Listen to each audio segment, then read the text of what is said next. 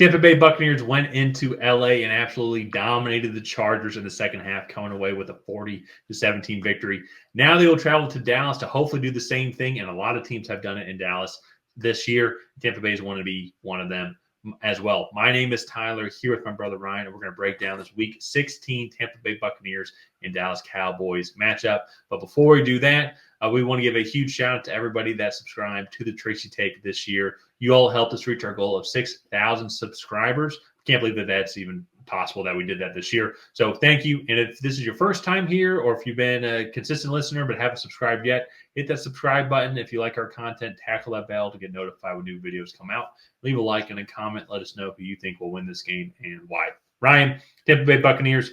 Honestly, at halftime, as a Falcons fan, I'm like, hey, Chargers up 17-13. Things are looking pretty good. Maybe the Chargers can pull this one out.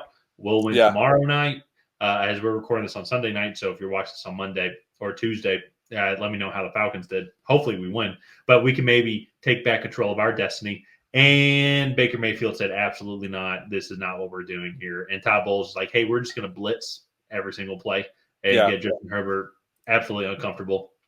And it was just a phenomenal second half. They came out strong, just dominated the Chargers team, and were by far the better team today. Baker Mayfield had a solid game, 22 for 20, more than solid game, 22 for 27, 288 yards, 4 touchdowns and a pick. Mike Evans, 159 yards as well, where everybody's rooting for him to hit that 1,000-yard mark now, as he's got 3 games left, and he's currently sitting at 749. So we need 251 more yards. Even as a Falcons fan, I'm rooting for you with 3 games left to go. And I think he can have a good game here today. I wouldn't be surprised with another 125-plus yard receiving performance here against Dallas. Dallas coming off a dominant win over Carolina. Carolina took a big step back today, kind of came the old Carolina team that we were used to. And I also think, too, Dallas probably didn't appreciate being the first team in 34 games to be favored to lose against the Panthers. And they were like, no, we're not going to do that. And so I thought they played well. Micah Parsons played well. Defense played well. Ceedee Lamb had a great game as well. So want to throw it over to you here. Going into this matchup, Cowboys playoff hopes are not dead yet, but they are on life support. 6-8 overall. What do they need to do to try and slow down this Tampa Bay Buccaneers team? Yeah, I mean, first off, they got to – I'm assuming Todd Bowles is going to come in with another aggressive game plan here as well, because this offensive line for the Cowboys has not been that great this year. And they can't run the ball, so it's not like that's really a threat. Well, I'll say that, though. They've had 3 games in a row of over 120 rushing yards. They had 211 rushing yards today against Carolina. Now, that's not really saying that much, just because Carolina has 3 teams in a row now have rushed for over 200 rushing yards against Carolina. But still, for Dallas, I agree with you. That is a big accomplishment, especially coming from what they were like in the first half of the season. Yeah, so I guess they have started to put together, but this is a really good front for Tampa Bay. And so, to me, they got to get the ball out of Cooper Rush's hands quickly, get it to their playmakers on the outside, and let them go make plays. The weak spot, I'm going to say weak spot of this defense is that secondary. I think that is much easier attacked than this front 7. And so it's still a good defense, don't get me wrong, but it's just, if you're going to try to run the ball in this front versus try to throw the ball in the secondary, I'll take throw the ball. So, and that to me, I think, is going to be what it comes down to. Can Cooper Rush run an efficient and effective passing attack where he is the main focal point of an offense for 45, 50 throws? Because I really think they're going to struggle to run the ball in this matchup. And come with that, can this offensive line keep Cooper Rush upright? This is a pretty good pass rush. Yeah, Diaby's having a really good season. This Tampa Bay defense as a whole has just been phenomenal this year. So all in all, I think it's a tough game plan, but I think it's going to all come down to Cooper Rush and can he not turn the ball over and be effective in the passing game. Yeah, I think to back up your point too about struggling to run the ball against this Tampa Bay Buccaneers team, team has not rushed for over 100 yards against this Tampa Bay defense since Kansas City did in Week 9. They had 124 rushing yards. And like 40 of that came in overtime. I think so. Yeah. And so since then, they've given up 91 yards to Las Vegas 2 weeks ago in Week 14. That's the most they've given up since then as well. So this is going to be very tough for this Cowboys team, I think, with an offensive line as well that's pretty banged up. And to run the ball as well. Rico Dowdle had a career. I would say a career game. I don't know his full stats. Had to be one of the better games he's ever had. 25 carries for 149 yards, averaging 6 yards per carry. Probably it's got to be one of the better games he's had in his career. I don't think he's going to be able to do that here today. However, though, I do think Ceedee Lamb could go and have a potential career game as well. Because to your point, Tampa Bay secondary it is the weaker part of this team. They're 29th in overall passing yards allowed, averaging 247.71 passing yards per game. It is Cooper Rush at quarterback. But as he demonstrated today and as he demonstrated over the past couple of games as well, like his first look is always going to be Ceedee Lamb. Lamb had 13 targets today as well. Buccaneers are banged up in the secondary as well. Antoine Winfield, he didn't play again today as well.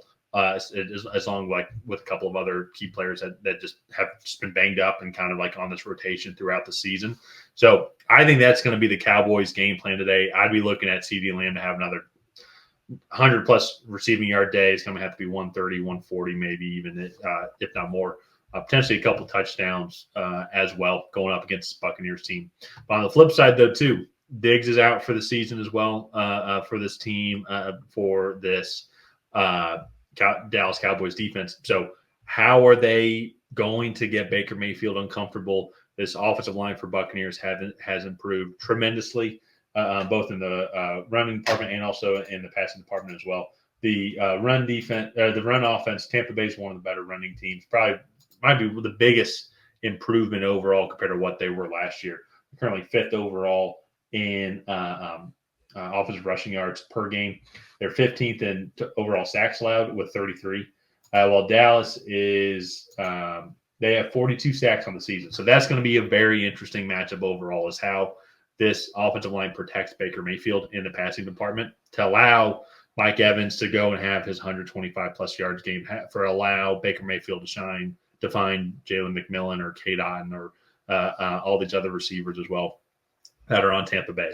That I think is going to be like the biggest matchups overall is how can Tampa Bay secondary slow down Ceedee Lamb at the same time too, how can the Tampa Bay Buccaneers offensive line protect Baker Mayfield long enough to go and kind of pick this Dallas Cowboys defense apart, which is absolutely still possible for this team. I think one of the things that's helped out this offense as a whole has been the emergence of Bucky Irving, rookie running back out of Oregon.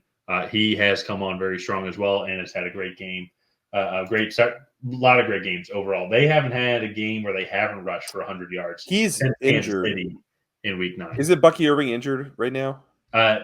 He was questionable. He played today, and he had a good game. 15 carries, okay. 117 yards, had a nice long run of 54 yards as well. So no touchdowns. Obviously want to improve on that. Bucky, what are you doing? No touchdowns. It's unacceptable. Actually, as a Falcons fan, please don't score touchdowns, please. So, but no. Buccaneers, they're playing good football, just like how they were last year at this time of the season. Not a team that I want to play. I think the thing I really appreciated the most, and I'm big on being like man on man, sending these all out blitzes. Be like, look, if you're going to beat us, it's going to be really quick, and you're going to have to get rid of the ball extremely quick. And that's what I felt like the Buccaneers did in that second half today against the Los Angeles Chargers. Made Justin Herbert extremely uncomfortable. Felt like there was so many pressures, so many quarterback hits in that second half. Really got the Chargers off kilter and frazzled, to say the least. And I think that's what they're going to do today. You talked about how good or on Sunday, you talked about how good the Tampa Bay Buccaneers defensive line is, how it's going to be tough for them to run against. I also think, too, I think they're going to get after the passer as well. I think Yaya Diaby is going to have a great game as well. This is also a Buccaneers team that has 38 sacks on the season as well. So they can get after the quarterback and provide pressures. So as a Falcons fan, as much as I hate to say it, because I need you guys to lose and us to win so we can kind of get back to controlling our own destiny, even though, don't worry, we will blow it. If you guys give us our destiny back, we will blow it. So don't worry about that. I don't think that's going to be the game this time. I think that they're going to go with I think the Buccaneers are going to go into Dallas, and we could potentially see another 40-point away team score here that Dallas has allowed. So I'm going to go with the Buccaneers here. I'm going with the Buccaneers too. That's what I was going to say. This has just not been a good year for the Dallas Cowboys.